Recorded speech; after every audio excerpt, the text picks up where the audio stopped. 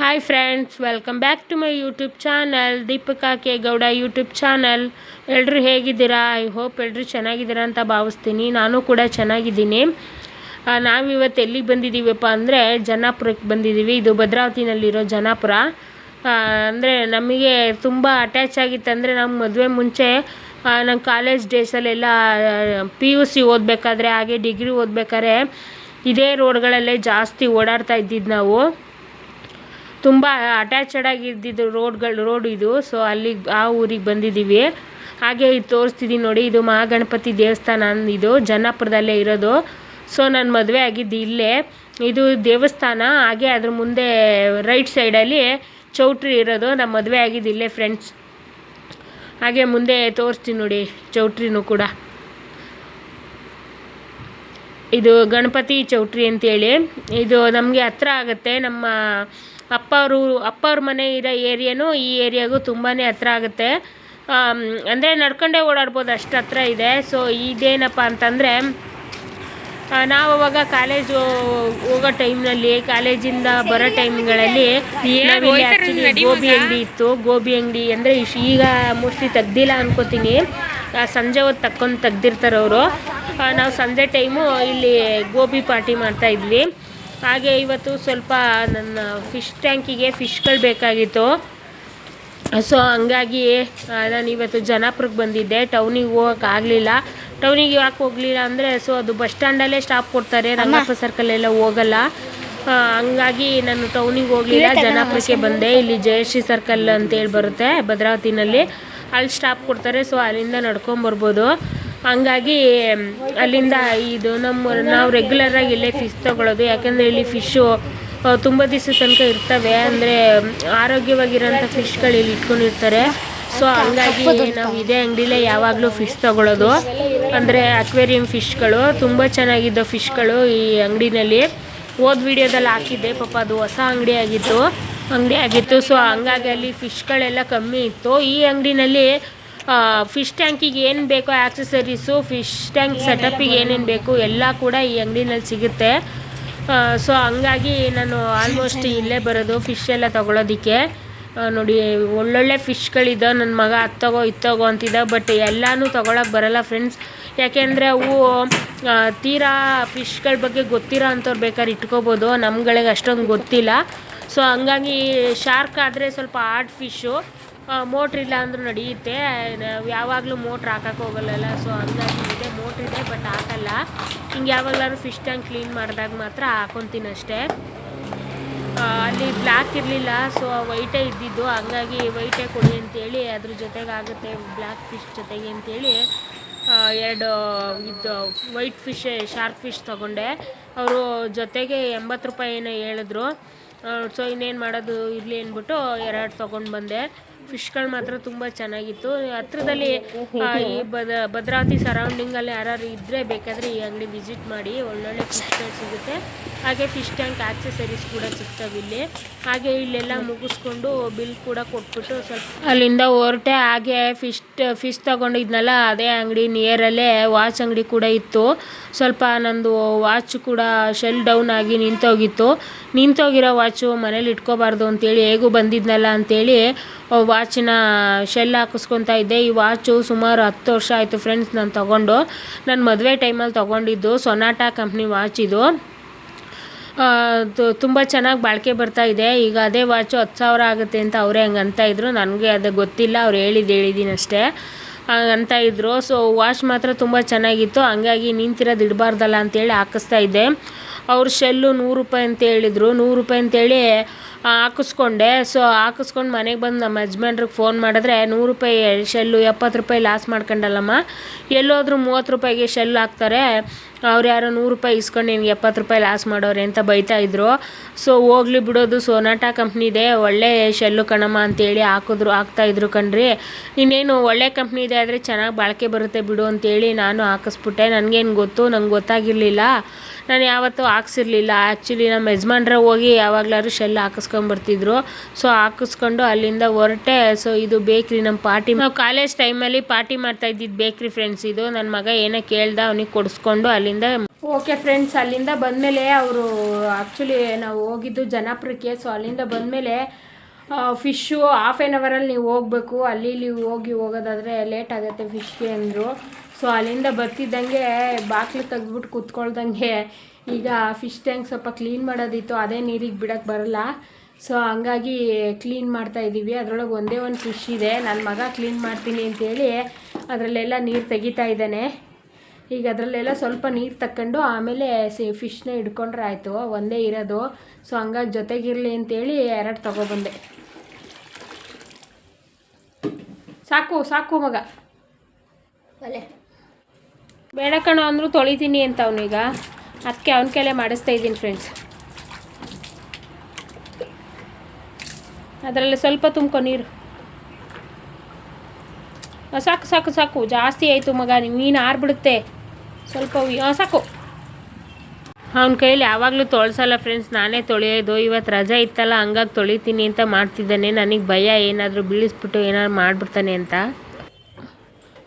ಬಕೆಟನ್ನ ಇಲ್ಲಿಟ್ಕೋ, fish ನೀರು ನಿಂದಕ್ಕಳ್ಳು, ಸ್ವಲ್ಪ ಬೀಳಿಸ್ಬಿಟ್ಟು ಆಮೇಲೆ.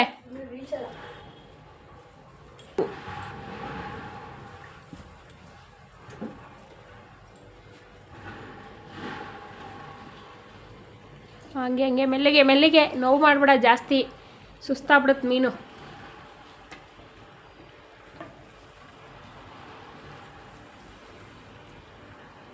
Good, very good. ಆಗ್ತಾ? ಓಕೆ, ತೆಗಿ ಅದನ್ನು, ಮತ್ತು ಗಲೀಜಾಗ್ಬಿಡುತ್ತೆ, ತೆಗಿ. ಓಕೆ ಫ್ರೆಂಡ್ಸ್, ಈಗ ಒಂಚೂರು ಫಿಶ್ ಟ್ಯಾಂಕ್ ತೊಳೆಯೋಕ್ಕೆ ತೊಗೊಂಡೋಗ್ತೀನಿ. ತೆಗ್ದ ಫಿಶ್ನ ಹಾಕಿದ್ದಾನೆ ನೋಡಿ. ನನ್ನ ಕರಿ ಸುಂದ್ರಿ ಇವಳು, ಒಬ್ಬಳೇ ಇರೋದು.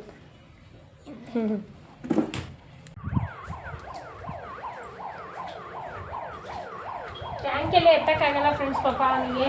ಸೊ ಹಂಗಾಗಿ ನಾನೇ ಟ್ಯಾಂಕ್ ಒಂದು ಮಾತ್ರ ನಾನೇ ತೊಳ್ಕೊಡ್ತೀನಿ. ಅವನಿಗೆ ಎತ್ತಲಿಕ್ಕೆ ಕಷ್ಟ ಆಗುತ್ತೆ.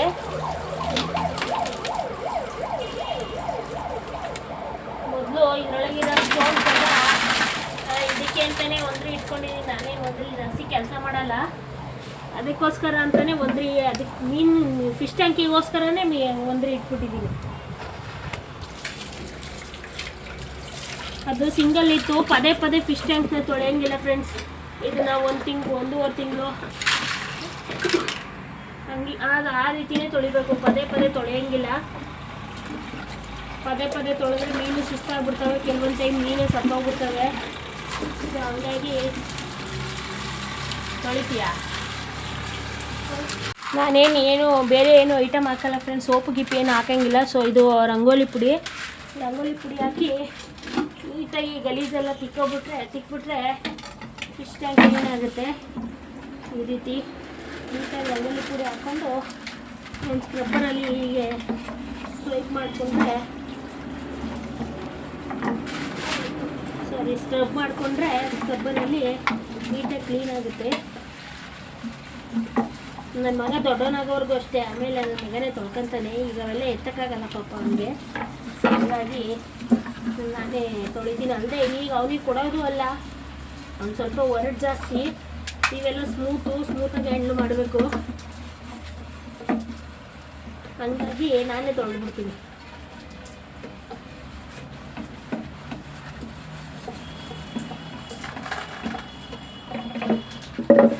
ಬೋರ್ ನೀರು ಹಾಕಲ್ಲ ಫ್ರೆಂಡ್ಸ್, ಇದಕ್ಕೆ ಬೋರ್ ನೀರು ಹಾಕೋಂಗಿಲ್ಲ. ನನಗೆ ಗೊತ್ತಿರೋ ಪ್ರಕಾರ ಬೋರ್ ನೀರು ಹಾಕೋಂಗಿಲ್ಲ ನಾನು. ಹಂಗಾಗಿ ಹೇಗೂ ಸಿಹಿ ನೀರು ತುಂಬಿಸಿಟ್ಟಿದ್ದೀನಿ, ಅಂದರೆ ಕುಡಿಯೋ ನೀರು ತುಂಬಿಸಿಟ್ಟಿದ್ದೀನಿ. ಈ ಡ್ರಮ್ಮಲ್ಲಿ ತುಂಬಿಸಿಟ್ಟಿದ್ದೀನಿ. ಅದು ಈಗ ಹೆಂಗೂ ತಿಳ್ಕೊಂಡಿರುತ್ತೆ. ಸೊ ಅದನ್ನೇ ಹಾಕ್ತೀನಿ, ಕ್ಲೀನಾಗಿ ಕಾಣುತ್ತೆ ಅವಾಗ.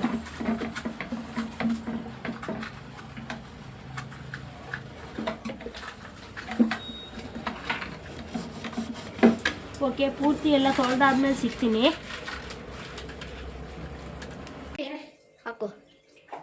ಓಕೆ ಫ್ರೆಂಡ್ಸ್, ಈಗ ಇದು ಕ್ಲೀನ್ ಆಗಿದೆ. ಸೊ ವಾಟರ್ ಕೂಡ ಆ್ಯಡ್ ಮಾಡಿದ್ದೀನಿ. ಈಗ ಇದಕ್ಕೇನಿಲ್ಲ, ಒಂದು ದೊಡ್ಡ ಸ್ಪೂನಷ್ಟು ಕಲ್ಲುಪ್ಪು ಹಾಕಬೇಕು. ಇಷ್ಟು ಹಾಕಿದ್ರೆ ಸಾಕು.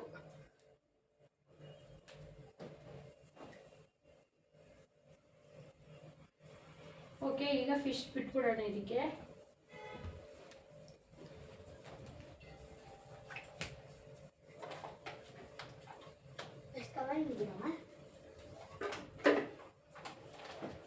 ಓಕೆ ಫ್ರೆಂಡ್ಸ್, ನೋಡಿ ನಾವು ಈ ಥರದ್ದು ಶಾರ್ಕ್ ತಂದಿದ್ವಿ. ಇದು ವೈಟ್ ಕಲರು, ಅಲ್ಲಿ ಬ್ಲ್ಯಾಕ್ ಸಿಕ್ಕಲಿಲ್ಲ. ಸೊ ಹಂಗಾಗಿ ಇನ್ನೇನು ಮಾಡೋದು ಅಂತ ವೈಟೇ ತೊಗೊಂಡು, ಹಂಗೂ ಬೇರೆ ಅಂಗಡಿಗೆ ಹೋದೋ, ಆ ಅಂಗಡಿ ಬಾಕ್ಲಾಕಿತ್ತು. ಸೊ ಹಂಗಾಗಿ ಬರೀ ಇವೆರಡೇ ಸಾಕು, ಇನ್ನೇನು ಮಾಡೋದು ಅಂದ್ಬಿಟ್ಟು ಇವು ಮಾತ್ರ ತಂದಿದ್ದೀವಿ ಅಷ್ಟೇ. ಗಂಟು ಹಾಕ್ಬಿಟ್ಟಿರ್ತಾರೆ ಗೈಸ್, ಹಂಗಾಗಿ ಬಿಚ್ಚಾಕಿ ಆಗ್ತಾಯಿಲ್ಲ.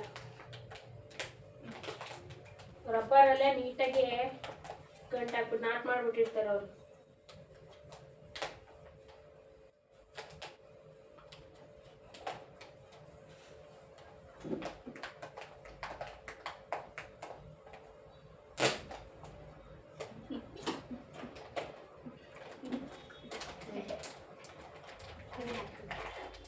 ಸುರಿಯೋದಲ್ಲ, ನೀರು ಹಾಕಂಗಿಲ್ಲ, ಅದಕ್ಕೆ ಕೈಯಲ್ಲಿ ಹಾಕೋದು. ಇದು ಇದ್ರಲ್ಲಿ ಹಾಕೋದು. ಕೊಡಿ, ಇದ್ರೊಳಗೆ ಬಿಡ್ತೀನಿ ಬಿಡು.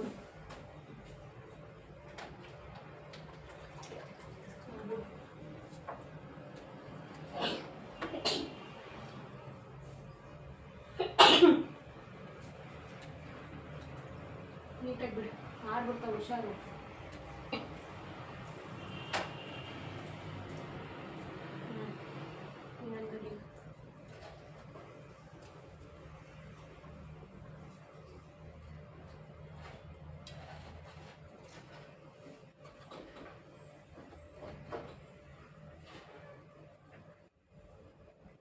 ಎರಡು ತಗೊಂಡ ಬಿಡು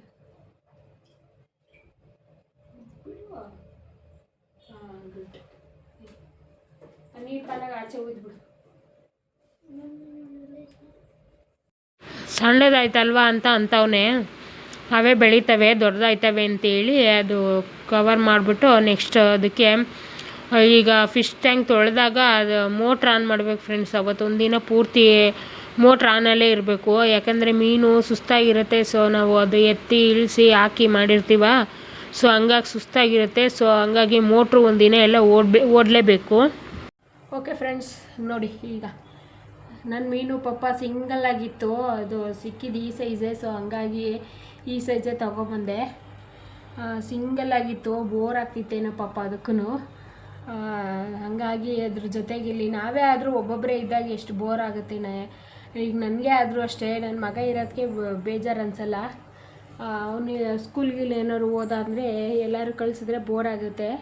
ಹಂಗೇ ಅವಕ್ಕೂ ಒಂದೊಂದೇ ಇರೋಕ್ಕಾಗಲ್ಲ. ಸೊ ಇದು ಶಾರ್ಕ್ ಜೊತೇಲಿ 3 ಅಥವಾ 4 ಆದರೂ ಜೊತೆ ಇರಬೇಕಂತೆ. ಸೊ ಹಂಗಾಗಿ ನೋಡೋಣ ಅಂತೇಳಿ 2 ವೈಟ್ ಕಲರ್ ತಂದು ಬಿಟ್ಟಿದ್ದೀನಿ. ನೋಡೋಣ ಅಡ್ಜಸ್ಟ್ ಆಗ್ತವೆ ಏನು ಮಾಡ್ತವೆ ಅಂತ.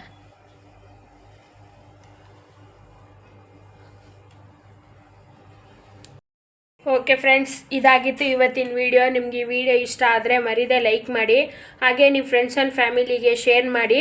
ಹಾಗೆ ಈಗ ಯಾರೆಲ್ಲ ವೀಡಿಯೋಸ್ನ ಸಬ್ಸ್ಕ್ರೈಬ್ ಮಾಡದೆ ನೋಡ್ತಾ ಇದ್ದೀರಾ, ದಯವಿಟ್ಟು ಸಬ್ಸ್ಕ್ರೈಬ್ ಮಾಡ್ಕೊಂಡು ನೋಡಿ. ಈಗಾಗಲೇ ಸಬ್ಸ್ಕ್ರೈಬ್ ಮಾಡ್ಕೊಂಡಿರೋರಿಗೆ ತುಂಬ ಹೃದಯದ ಧನ್ಯವಾದಗಳು.